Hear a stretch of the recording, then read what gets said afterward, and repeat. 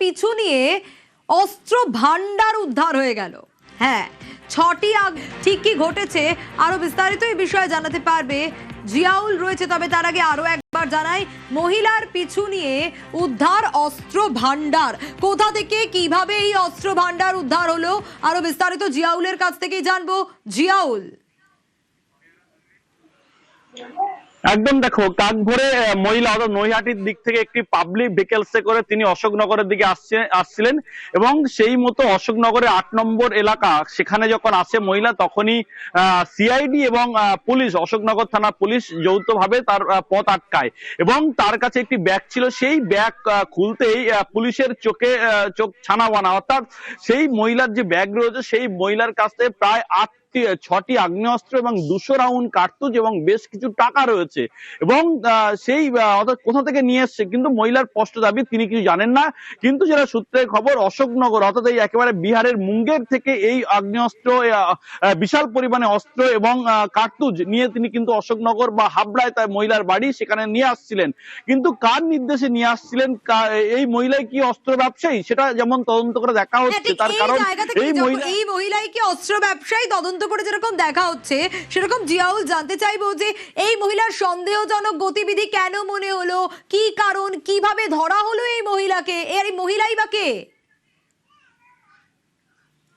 দেখো, একেবারে সিআইডি এবং পুলিশ সূত্রে এমনটি খবর যে মহিলার এর আগেও গতিবিধি নজরে রেখেছিল সিআইডি এবং পুলিশ, তার কারণ এর আগেও একবার নাম জড়িয়েছিল এই মহিলার। ফলে সেই মতো এই মহিলা বেশ 2-1 দিন ধরে অশোকনগর বা হাবড়া এলাকায় ছিলেন না এবং খবর পেয়েছিল তিনি একেবারে বিহারের মুঙ্গের এলাকায় গেছেন এবং সেখান থেকে আজকের কাক ভোরে একটি পাবলিক ভেহিকেলসে করে যখন তিনি এই অশোকনগরে নৈহাটি থেকে সে গাড়িটি ধরে এবং সেখান থেকে যখন অশোকনগরের দিকে আসছিল সেই সময় 8 নম্বর এলাকায় পুলিশের সন্দেহ হতেই তাকে কিন্তু আটক করে এবং তার ব্যাগে তল্লাশি করে দেখা যায় যে প্রায় 6টি আগ্নেয়াস্ত্র এবং 200 রাউন্ড কার্তুজ। কিন্তু এতটাই সাধারণ মহিলা, ফলে পুলিশের নজর এড়িয়েই তিনি আসছিলেন। তার কারণ এর পিছনে অন্য কোনো মাথা রয়েছে, অন্য কোনো অস্ত্র ব্যবসায়ী রয়েছে, এমনটাও কিন্তু সিআইডি এবং পুলিশ মনে করছেন। ফলে তারা এই মহিলাকে সন্দেহ করার আগেই কিন্তু এই মহিলা সেখান থেকে হ্যান্ডওভার করার একটা ছিল, ফলে তার আগেই পুলিশ তাকে ধরে। ফলে তার মোবাইলে একাধিক ফোন নাম্বার রয়েছে, ফলে সেই কাদের নির্দেশে তিনি একেবারে সেই মুঙ্গের থেকে নৈহাটি থেকে একেবারে হাবড়া অশোকনগর হয়ে আসছিল, সবটাই খতিয়ে দেখা হচ্ছে। সেই মহিলার কাছ থেকে 12,000 নগদ টাকা রয়েছে, 2টি মোবাইল ফোন উদ্ধার হয়েছে এবং প্রায় 200 রাউন্ড কার্তুজ, সঙ্গে হচ্ছে এই 6টি আগ্নেয়াস্ত্র। কিন্তু এই মহিলা এই সাধারণ মহিলাদের কি যারা অস্ত্র ব্যবসায়ী তাদেরকে কাজে লাগাচ্ছে, এই প্রশ্ন উঠতে শুরু করেছে। আদেও কি মহিলা অস্ত্র ব্যবসায়ী, না কারণ নির্দেশে মুঙ্গের থেকে অস্ত্র নিয়ে, বিপুল পরিমাণে অস্ত্র নিয়ে আসা হচ্ছিল, সবটাই খতিয়ে দেখা হচ্ছে সিআইডি এবং পুলিশের পক্ষ থেকে। বেশ,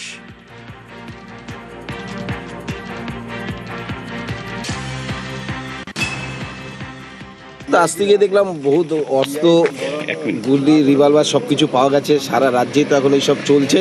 পুলিশ খুব ভালো কাজ করেছে। আশা করি পুলিশ সব জায়গায় এইগুলো তদন্ত করুক, আরো অনেক জায়গায় পাড়ায় পাড়ায় এইসব পাবে।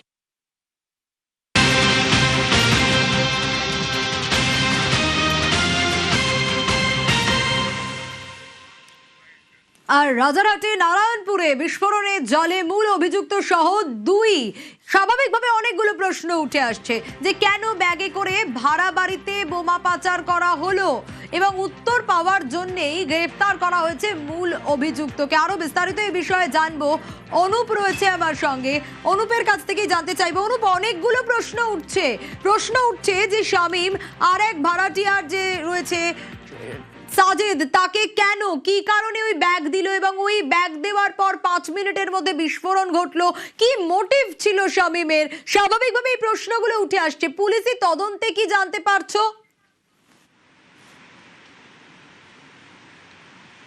নারায়ণপুরে যে বিস্ফোরণের ঘটনা, সেই বিস্ফোরণের ঘটনার একাধিক তথ্য কিন্তু ইতিমধ্যে সামনে যেমন আসছে, পাশাপাশি একাধিক প্রশ্ন উঠে গেল। তার কারণ হিসেবে দেখা হচ্ছে যে ভাড়া বাড়িতে আগে থেকে কেন ব্যাগের মধ্যে করে এই বোমা পাচার করা হবে এবং সেক্ষেত্রে পুলিশ যে জিজ্ঞাসাবাদ করে জানতে পেরেছে শামীমকে যে শুধুমাত্র যে এই বোমা, সুতুলি বোমা মজুদ ছিল না, বোমার পাশাপাশি মশলা পর্যন্ত রাখা হয়েছিল বলে এমনটা পুলিশ প্রাথমিক অনুমান করছে।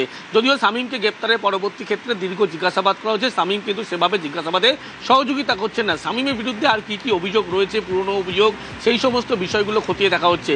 নারায়ণপুর একটি নির্জন জায়গা, যেখানে কিন্তু এয়ারপোর্টের থেকে দূরত্ব খুবই কম। সেখানে কি কারণে, কি উদ্দেশ্য নিয়ে ভাড়া নেওয়া হয়েছিল এই বাড়িটি, এবং দালাল মারফত যে ভাড়া নেওয়া হয়েছিল, সে কারণে যখন ডকুমেন্টস বা পুলিশ ভেরিফিকেশন যেগুলো হয় তার আগে কেন সেই বাড়িতে প্রবেশ করা হলো, উদ্দেশ্য প্রণোদিতভাবে দেখা যাচ্ছে একজন নাবালককে দিয়ে সেখানে কিন্তু এই ব্যাগ পাঠিয়ে দেওয়া হচ্ছে। কিন্তু শামীম সেক্ষেত্রে দেখা গেল না, তিনি গেলেন না। ক্লোজ সার্কিট যে ক্যামেরার ফুটেজ, সেই ফুটেজ দেখে বেশ কিছু বিষয় পুলিশ স্পষ্ট হয়। তার পরবর্তী ক্ষেত্রে পুলিশের কাছে বেশ কিছু প্রশ্ন এখনো অধারা। শামীমকে গ্রেপ্তারের পরবর্তী ক্ষেত্রে দীর্ঘ জিজ্ঞাসাবাদ করা হয়। এই বোমা কী কারণে আনা হয়েছিল, শুধু কি সুতুলি বোমা সেখানে রাখা ছিল, সুতুলি বোমা রাখলে শুধুমাত্র এই ধরনের বিস্ফোরণ ঘটবে না, এমনটা বলা চলে। কিন্তু তাহলে পুলিশের যে অনুমান, সুতুলি বোমার পাশাপাশি বোমার মশলা রাখা হয়েছিল, ইতিমধ্যেই সেই বিষয়গুলো মোহাম্মদ শামীম যে মূল অভিযুক্ত, তাকে জিজ্ঞাসাবাদ করা হচ্ছে। তিনি কিন্তু প্রতিটি প্রশ্নের ঠিক এই উত্তর জায়গা যেমন থেকে এড়িয়ে একটা যাচ্ছে। বিষয় অনুপ জানতে চাইবো যে এই বিস্ফোরণের পিছনে কি আরো বড় কোনো মাথা রয়েছে বা আরো বড় কোনো কারণ ছিল, কি জানা যাচ্ছে? ষড়যন্ত্র ছিল কি? কারণ পুলিশি তদন্তে ঠিক কি উঠে আসছে এর অভিঘাত থেকে? তবে পুলিশ তদন্ত নেমে যে সমস্ত তথ্য বা ক্লোজ সার্কিট ক্যামেরার ফুটেজ দেখেছে, বা যেভাবে ভাড়া নেওয়া হয়েছিল এই বাড়িটি, সেখান থেকে কিন্তু অন্য কোনো পরিকল্পনা ছিল এমনটাই স্পষ্ট হচ্ছে। সেই তথ্য যখন জোরালো হচ্ছে, সেই জন্যই পুলিশের পক্ষ থেকে ধৃত যে দালাল ছিল তাকে যেমন গ্রেপ্তার করা হয়েছে, অন্যদিকে দালালের পাশাপাশি মোহাম্মদ শামীম, যিনি মূল অভিযুক্ত, এর পিছনে বড়সড় কোনো মাস্টার মাইন্ড রয়েছে, চক্র রয়েছে, এমনটা পুলিশ তারা প্রাথমিকভাবে মনে করছে। সেই কারণেই শামীমকে দীর্ঘ জিজ্ঞাসাবাদ করে হেফাজতে নিয়ে জানতে চায় পিছনের কারণ কী ছিল। পুলিশের পক্ষ থেকে বলা হচ্ছে পরিকল্পিতভাবে কিন্তু এরকম কোনো একটা কোথাও একটা ঘটনা, বিস্ফোরণের ঘটনা ঘটানোর ছক করা হয়েছিল। সেই জন্যই নারায়ণপুর এলাকা বেছে নেওয়া হয়েছিল, এই নির্জন জায়গা, এয়ারপোর্ট থেকে অত্যন্ত কাছে এই জায়গা। সেখানে কিন্তু ভাড়া নেওয়া হয়েছিল। ভাড়াতে বাড়িতে আসার আগে পরবর্তী লক্ষ্য করা গেল বোমার ব্যাগ কিন্তু সেখানে রাখা হয়েছিল, এবং সেখানে যে সুতুলি বোমার কথা বলা হচ্ছিল, এখন পুলিশের অনুমান শুধুমাত্র সুতুলি বোমা থাকলে এই ধরনের বিস্ফোরণ ঘটবে না। সুতুলি বোমার পাশাপাশি পুলিশের পক্ষ থেকে মনে করা হচ্ছে বোমা তৈরির যে মশলা, অত্যাধুনিক মশলা, সেই মশলা রাখা ছিল, যা বিস্ফোরণের ঘটনা ঘটেছিল। এবং এই যে গোটা ঘটনা, সেটা কিন্তু পরিকল্পিতভাবে ঘটানো হয়েছিল বলে এমনটা পুলিশ প্রাথমিকভাবে মনে করছে। সেই কারণে গতকাল রাতের পর আজকে মূল অভিযুক্ত বলা হচ্ছে মোহাম্মদ শামীম, তাকে গ্রেপ্তার করা হচ্ছে নারায়ণপুর থানা পুলিশের পক্ষ থেকে।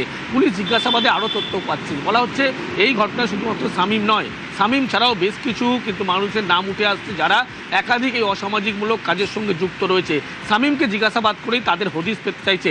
এই মাস্টার মাইন্ডের পিছনে কিন্তু শুধু শামীম নয়, শামীমের পিছনেও বড় কোনো চক্র রয়েছে, এবং কি উদ্দেশ্য ছিল এই গোটা বিষয় কিন্তু শামীমকে জিজ্ঞাসাবাদ করেছে গতকাল রাতের পরে, এবং শামীম কিন্তু তদন্তে এখনো অসহযোগিতা করছেন। গতকাল থেকে তাকে যখন কামারকে গ্রেফতার করা হয়, প্রশ্ন উঠছে মোটিভের বিষয়টা। তার কারণ এই শামীম, সে তো বাম আমল থেকেই আমরা দেখেছি যে কামারহাটির ডন হিসেবে পরিচিত। সেই ডন ঠিক এই জায়গা থেকে যে প্রশ্নগুলো বারবার করে উঠে আসছে, যে কি মোটিভে সে এই বাড়ি ভাড়া নিল, দুদিন আগে বাড়ি ভাড়া নেওয়া, এই ব্যাগ দিয়ে দেওয়া, আর তারপর সেই ব্যাগেই বোমা রাখা যে অনুমান করা হচ্ছিল, এবং সেখান থেকে বিস্ফোরণ।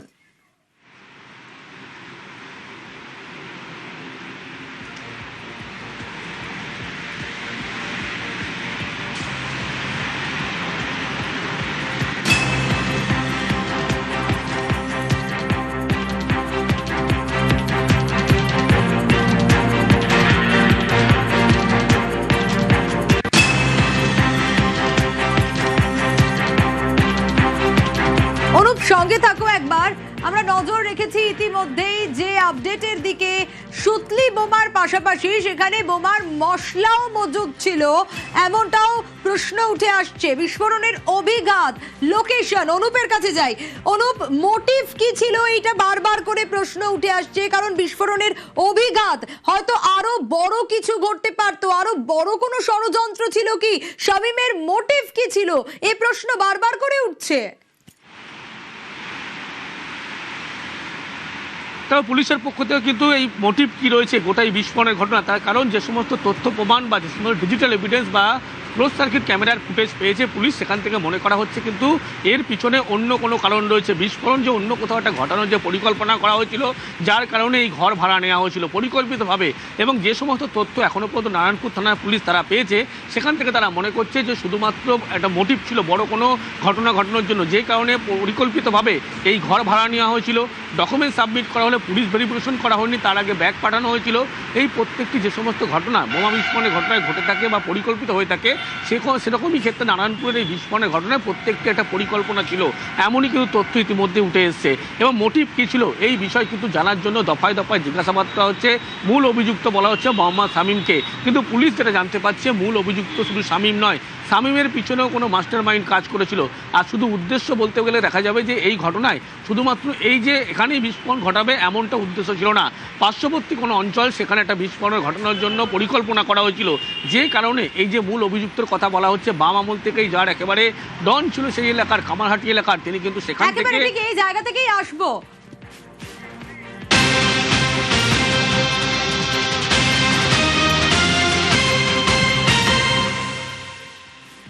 আর এই রাজারহাটের বিস্ফোরণে তো জালে ইতিমধ্যেই মোহাম্মদ শামীম, কিন্তু এই মোহাম্মদ শামীম কামারহাটির ডন হিসেবে পরিচিত, একেবারে বাম আমল থেকে।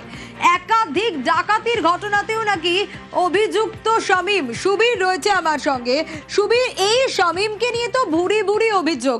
স্বাভাবিকভাবে তার কামারহাটিতে বাড়ি রয়েছে, যেমনটা তুমি গতকাল বলছিলে যে তাদের কোনো খোঁজ পাওয়া যাচ্ছিল না শুরুতে, তার সঙ্গে আরো দুজন থাকতো তার বাড়িতে, তার দুই ভাই। তো এরা দুদিনের জন্য যে বাড়িতে সে গেল না, উল্টে বিস্ফোরণ ঘটে গেল। দেখো, রাজারহাট বিস্ফোরণ কাণ্ডে পুলিশ তদন্ত নেমে কিন্তু এই কানা শামীমের নামে কিন্তু খুব চাঞ্চল্যকর তথ্য কিন্তু তাদের হাতে এসছে। তোমাকে জানিয়ে রাখি, 2000 সালে এই কানা মোহাম্মদ শামীম ওরফে কানা শামীম, এলাকায় কানা শামীম নামে পরিচিত, এবং এই কানা শামীম কিন্তু ডাকাতির ঘটনার সঙ্গে যুক্ত ছিল এবং এর দুই ঘনিষ্ঠ সাগরেদ ছিল। একজনের নাম ছিল ইরফান, আরেকজনের নাম ছিল বোম্বাইয়া। এবং এই ইরফান এবং বোম্বাইয়া কিন্তু এলাকার কিন্তু কামারহাটি এলাকার কিন্তু এর সাগরেদ হিসেবে কাজ করত। এবং 2000 সালে এই বোম্বাইয়া এবং ইরফান যখন এর সঙ্গে ডাকাতির ঘটনায় গ্রেপ্তার হয়, তখন কিন্তু জেল থেকে বেরানোর পর এই আনোয়ার, অর্থাৎ আনোয়ারের সঙ্গে তার একটা দ্বন্দ্ব ছিল এলাকার, এবং আনোয়ার গোষ্ঠীর ভয়ে সে কিন্তু সেখান থেকে পালিয়ে চলে গিয়েছিল। এবং পালিয়ে যাওয়ার পরে তার যে দুই সাগরেদ অর্থাৎ ইরফান এবং বোম্বাইয়া কিন্তু খুন হয়। খুন হওয়ার পর সে কিন্তু গা ঢাকা দিয়ে থাকে এই কানা শামীম, এবং তারপরে কিন্তু 2014 সালে ফের কামারহাটি এলাকায় আসে, এসে সন্ত্রাস সৃষ্টি করে, বোমাবাজির ঘটনা ঘটে। তারপরে কিন্তু ফের তাকে কামারহাটি ফাঁড়ি তাকে পুলিশ তাকে গ্রেপ্তার করে। গ্রেপ্তার করার পর জেল থেকে মুক্তি পাওয়ার পর সে কিন্তু গা ঢাকা দিয়েছিল, এবং তারপর থেকে দমদম, নাগেরবাজার, নিউ টাউন, রাজারহাট এলাকাতে নাম পরিচয় গোপন রেখে এইভাবে কিন্তু বাড়ি ভাড়া নিয়ে থাকতো এই মোহাম্মদ শামীম ওরফে কানা শামীম। এবং তারপরে 2021 সালে ফের সে কিন্তু এই কামারহাটি পৌরসভার যে নির্বাচন, সেই নির্বাচনে কিন্তু ফের সে এলাকায় ঢোকে, এবং ঢোকার পর যে ফাঁড়িবাগান মাঠ, সে ফাঁড়িবাগান মাঠে যে বুথ, সেই বুথে কিন্তু ভোট লুট করতে যায়, এবং সেই জায়গায় কিন্তু পুলিশকে লক্ষ্য করে বোমাবাজি করে, গুলি চালায়। এবং পুলিশের যে ডিউটিরত অফিসার জয়ন্ত বিশ্বাস সে সময় কর্মরত, তার পায়ে কিন্তু এই বোমের স্প্লিন্টার লাগে, এবং তারপরে কিন্তু তাকে ভর্তি করা সাগর দত্ত হাসপাতালে। এই বোমাবাজির ঘটনার পরে কিন্তু সেই জায়গা থেকে গা ঢাকা দিয়েছিল এই কানা শামীম। এবং তারপরে যেটা জানা যাচ্ছে পুলিশের সূত্র মারফত, যে এই রাজারহাটের যে ভাড়া বাড়ি তিনি নিয়েছিলেন, সেখানে তার ছেলেকে দিয়ে একটি বোম ভর্তি যে ব্যাগ, সেটা কিন্তু তার সে ভাড়া বাড়ির ঘরে রাখার জন্য সে পাঠিয়েছিলেন। কিন্তু এক ব্যক্তি তাকে এই ব্যাগ দিয়েছিলেন, কে সেই ব্যক্তি সেটাই কিন্তু খোঁজার কাজ কিন্তু এখন চালাচ্ছে তদন্তকারী আধিকারিকরা। এবং ইতিমধ্যেই কিন্তু সেই ঘটনার পর তার যে পুরনো যে জায়গা অর্থাৎ ডেরা কামারহাটির এই 17 নম্বর ম্যাকেঞ্জি রোড, সেখানে চলে আসে কানা শামীম, এবং তারপরে কিন্তু সেখানে গা ঢাকা দিয়ে থাকে। এবং সেখানেই গতকাল গোপন সূত্রে খবর পেয়ে কামারহাটি থানার পুলিশ সেখান থেকে কামারহাটি আড়িয়াদহর একটি ক্লাবের মধ্যে লুকিয়েছিল এই কানা শামীম। সেই ক্লাব থেকে কিন্তু এই কানা শামীমকে পুলিশ গ্রেপ্তার করে গতকালই কিন্তু রাজারহাট নারায়ণপুর থানার পুলিশ নিজেদের হেফাজতে নিয়ে গিয়েছে, এবং তাকে জেরা করা হচ্ছে যে কে কোন ব্যক্তি তাকে এই ব্যাগ ভর্তি বোম সেই বাড়িতে রাখতে দিল, এই নিয়ে এই ব্যক্তিকে, সেই ব্যক্তির খোঁজে কিন্তু তাকে দীর্ঘক্ষণ সময় জেরা করা হয়েছে, এবং সেই ব্যক্তিকে তার খোঁজে কিন্তু এখন তল্লাশি চালাচ্ছে তদন্তকারী আধিকারিকেরা। বেশ।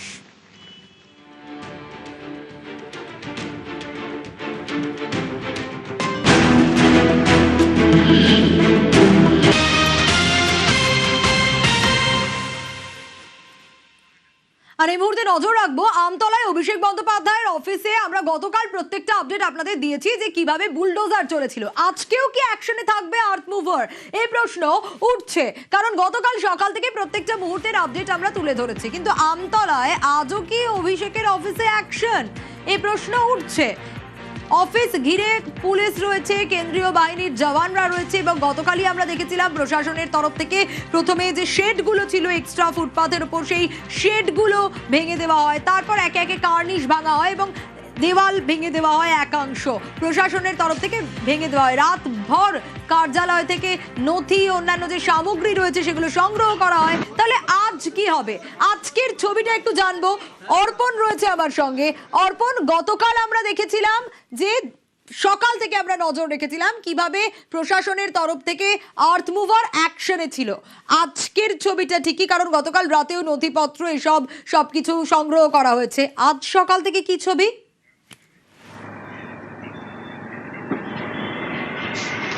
দেখো, সকাল থেকে সিভিল ডিফেন্সের কর্মীরা তারা মোতায়েন হয়েছে, অর্থাৎ ভাঙার কাজ যে চলবে সেটা কিন্তু স্পষ্ট। এবং তুমি জানো, একটি গুরুত্বপূর্ণ রাস্তা আমতলা বারুইপুর রোড, সেই রোডের মানুষজন কোনো রকম সমস্যার মধ্যে না পড়ে সেই কারণেই কিন্তু রাস্তার দিকের অংশ কর্ডন করা হবে। আর সেই কারণেই বাঁশ নিয়ে আসা হয়েছে ইতিমধ্যেই, বাঁশ, দড়ি, এবং সিভিল ডিফেন্সের কর্মীরা তারা রাস্তার দিকের যে অংশ সেটাকে ঘিরে দেবেন, সেখানে পর্দা লাগানো হবে যাতে এই ভাঙার সময় কোনোভাবে বাইরে না আসে, কোনো মানুষ যাতে না জখম হন। এবং প্রশাসন সূত্রে আমরা যেটা জানতে পাচ্ছি, গতকাল ভোর 4টে পর্যন্ত এই যে সামগ্রী, বিভিন্ন সামগ্রী এবং গুরুত্বপূর্ণ নথি, যার মধ্যে রয়েছে প্রায় শতাধিক ল্যাপটপ, কম্পিউটার, হার্ড ডিস্ক সহ একাধিক জিনিসপত্র, সেগুলি কিন্তু প্রশাসনের তরফ থেকে নিয়ে যাওয়া হয়েছে। তুমি জানো, গতকাল রাত্রি পর্যন্ত প্রায় 61টি ট্রাঙ্ক আনা হয়েছিল, তারপরে আরও দেখা যায় 35টি ট্রাঙ্ক, প্রায় শতাধিক ট্রাঙ্কে করে গুরুত্বপূর্ণ নথি, একাধিক ল্যাপটপ, কম্পিউটারের মেশিন, সেগুলো নিয়ে যাওয়া হয়েছে। এবং সকাল থেকে প্রশাসন সূত্রে আমরা যেটা জানতে পেরেছি যে আর কিছুক্ষণের মধ্যেই সিভিল ডিফেন্সের কর্মীরা, কারণ গতকাল দেখা গিয়েছে জেসিবি আর্থ রিমুভার দিয়ে ভাঙার কাজ হয়েছে, কিন্তু আজকে 3 তলা এবং 4 তলা একাংশ ভাঙার কাজ হবে বলে আমরা জানতে পারছি। এবং সেখানে এই যে লেবারকে লাগানো হবে, যারা সিভিল ডিফেন্সের যারা আছেন তাদেরকে নিয়ে আসা হবে এবং ড্রিল করে একাধিক অংশ ভাঙার কাজ শুরু হবে আর কিছুক্ষণের মধ্যেই। এবং সকাল থেকেই এই অফিসের নিরাপত্তার জন্য সেখানে কেন্দ্রীয় বাহিনী, বিষ্ণুপুর থানার পুলিশ আধিকারিক এবং তার সঙ্গে ডায়মন্ড হারবার পুলিশের উচ্চপদস্থ আধিকারিকরা তারা ধীরে ধীরে আসছেন। আর কিছুক্ষণের মধ্যেই এই যে বিল্ডিং, সেই বিল্ডিং ভাঙার কাজ শুরু করবে প্রশাসন।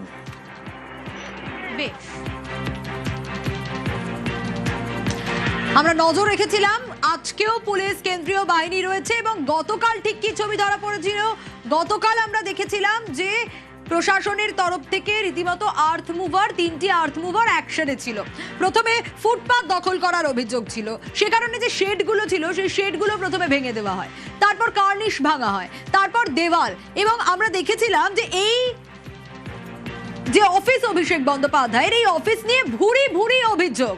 এবং কোথাও গিয়ে সাধারণ মানুষের যে ভয় আউট আর ভরসা ইন, এই বিজেপি সরকারের আমলে তা বলার অপেক্ষা রাখে না, কারণ এতদিন তারা বলেই উঠতে পারেনি। এই সরকার ক্ষমতায় আসার পর যখন প্রশাসনের তরফ থেকে এরকম একটা পদক্ষেপ নেওয়া হলো, তখন এই পার্টি অফিস যে আসলে মানুষের কতটা বিরক্তির কারণ সেটা স্পষ্ট বোঝা গেছিল, যে মানুষ টিকতে পারতো না। অভিষেক বন্দ্যোপাধ্যায় যখন সেখানে আসতেন, 3 থেকে 4 কিলোমিটার রাস্তা শুধু স্যানিটাইজ করা হতো তা নয়, বন্ধ করে দেওয়া হতো। সাধারণ মানুষের চলাফেরার জন্য অসুবিধার সম্মুখীন হতে হতো। এবং এই অফিসের সঙ্গে লিপস অ্যান্ড বাউন্স, কোথাও গিয়ে লিপস অ্যান্ড বাউন্স এর সম্পত্তিতেই কি এই অফিস আমতলায় অভিষেক বন্দ্যোপাধ্যায়ের কার্যালয়, কোথাও গিয়ে কি তৃণমূল, লিপস অ্যান্ড বাউন্স আর তার সঙ্গে অফিস মিলেমিশে গেছে, সব প্রশ্ন উঠেছে।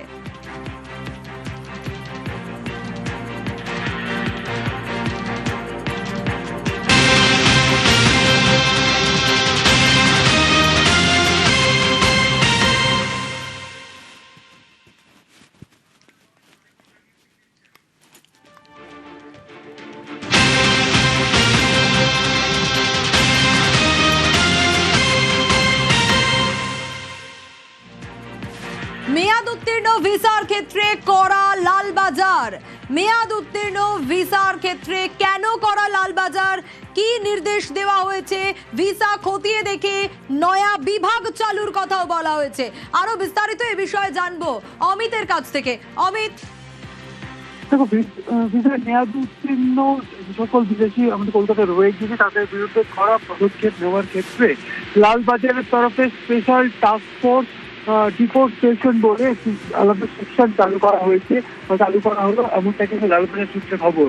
মূলত যেটা জানা যাচ্ছে লালবাজার সূত্রে, কলকাতা পুলিশের সিকিউরিটি কন্ট্রোল অর্গানাইজেশনের যে residential permit section, investigation cell, foreigners enquiry section এবং বেআইনি মাইগ্রেন্ট সেকশনের যে আধিকারিক, তাদেরকে নিয়ে স্পেশাল টাস্ক ফোর্স তৈরি করা হয়েছে, যারা মূলত শহরে বিভিন্ন যারা বিদেশি যারা এই মুহূর্তে কলকাতায় রয়েছে বা আগে কলকাতায় এসছে, তাদের এই মুহূর্তে প্রেজেন্ট স্ট্যাটাস তাদের ভিসার মেয়াদ রয়েছে কি নেই, যাদের ভিসার মেয়াদ শেষ হয়ে গেছে কিন্তু এখান থেকে চলে যায়নি, তাদেরকে চিহ্নিত করা, তাদেরকে খুঁজে বার করা এবং তাদের চিহ্নিত করা এবং তাদের বিরুদ্ধে আইনানুগ ব্যবস্থা নেওয়া, এই কাজটি স্পেশাল টাস্ক ফোর্স করবে, এমনটা কিন্তু লালবাজার সূত্রে জানা যাচ্ছে।